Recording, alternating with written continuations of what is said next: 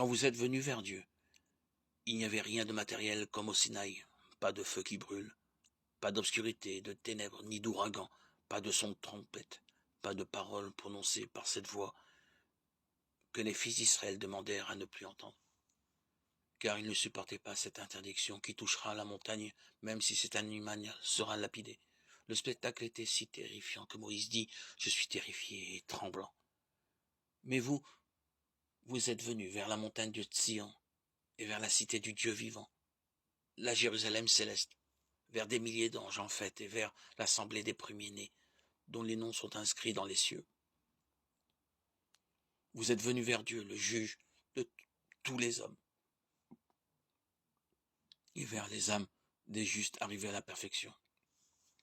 Vous êtes venus vers Jésus, le médiateur d'une alliance nouvelle, et vers son sang répandu sur les hommes, son sang qui parle plus fort que celui d'Abel.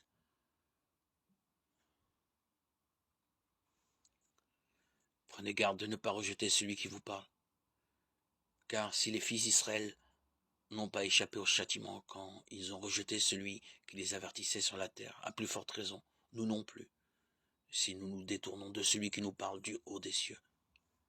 Sa voix a jadis ébranlé la terre, maintenant il fait cette annonce solennelle. Une dernière fois je ferai trembler non seulement la terre, mais encore le ciel. Ces mots, une dernière fois, indiquent le bouleversement de ce qui sera ébranlé, parce que ce sont des choses créées afin que subsiste ce qui est inébranlable. C'est pourquoi nous, qui recevons une royauté inébranlable, soyons reconnaissants et servons Dieu d'une manière qui lui soit agréable avec soumission et crainte, car notre Dieu est un feu dévorant.